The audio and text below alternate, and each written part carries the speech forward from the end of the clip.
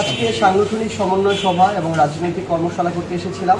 শুধু আমাদের যারা কমিটি নেতৃবৃন্দ তাদের সাথে আমরা বসেছি, কথা বলেছি, সাংগঠনিক গতিশীলতা বৃদ্ধির জন্য আমরা দিক নির্দেশনা দিয়েছি এবং আমাদের জায়গা থেকে সামনে যে স্থানীয় নির্বাচন আসছে, আমরা শুনেছি নির্বাচন কমিশন থেকে বলা হয়েছে যে খুব দ্রুত হয়তো সেপ্টেম্বর অক্টোবরে নির্বাচনের তফসিল ঘোষণা করা হবে এবং তারা ডিসেম্বর জানুয়ারির দিকে নির্বাচন করতে চাচ্ছেন এবং ইউনিয়ন পরিষদ দিয়ে এটা শুরু করবেন।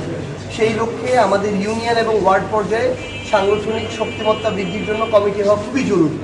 এই জন্য আমরা বাংলাদেশের প্রত্যেকটা জেলাতে সফর করছি এবং আমরা আশা করছি যে অক্টোবর মাসের মধ্যে, নভেম্বরের মধ্যে বাংলাদেশের যে 4600 থেকে 5000 ইউনিয়ন আছে, প্রত্যেকটা ইউনিয়নে এনসিপির সাংগঠনিক কমিটি থাকবে এবং আমরা এবার স্থানীয় নির্বাচনে ইউনিয়ন পর্যায়ে বাংলাদেশের প্রত্যেকটা ইউনিয়নে এনসিপির পক্ষ থেকে প্রার্থী ঘোষণা করতে চাই এবং আমরা আশা করছি যে আমাদের যারা নির্বাচনে অংশগ্রহণ করবেন তারাও মানসিকভাবে সেই প্রস্তুতি নিচ্ছেন।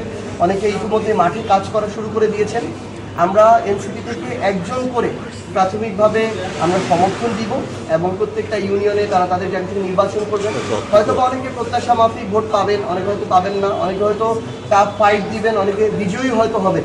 কিন্তু আমরা মনে করি এই প্রসেসটার মধ্য দিয়ে বড় দল হিসেবে এনসিপির গড়ে ওঠার এবং আগামী জাতীয় নির্বাচনের প্রস্তুতি নেওয়ার যে ধাপ, সেই ধাপটা সম্পন্ন হবে এবং আমাদের সাংগঠনিক শক্তিমত্তা বৃদ্ধি, রাজনৈতিক প্রত্যেকটা পরিসরে ঘরে যাওয়ার এই সুযোগটা তৈরি হবে।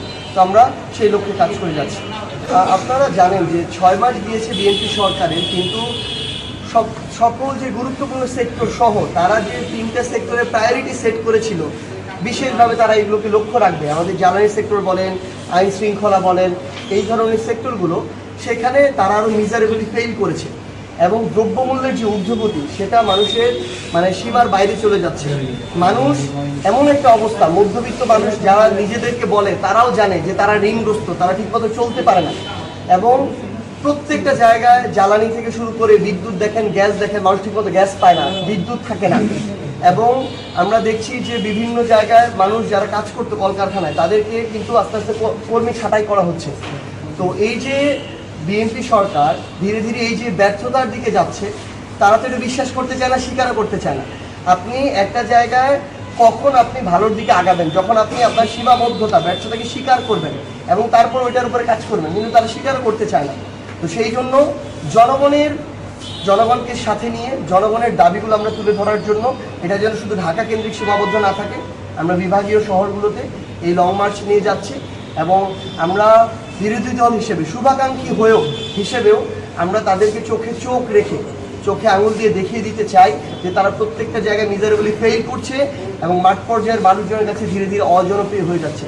এই জন্য আমরা এটা করতে যাচ্ছি এবং আমরা বিএনপি সরকারকে একটা জিনিস শুধু বলি, সংসদে ইতিমধ্যে তারা যেভাবে সরকার দলীয় সংসদ বানানোর চেষ্টা করছে, সংসদটাকে, এই যে তাদের অপচেষ্টা, এটা কখনো দেশের গণতান্ত্রিক চর্চার জন্য ভালো ফল বয়ে নিয়ে আসবে না।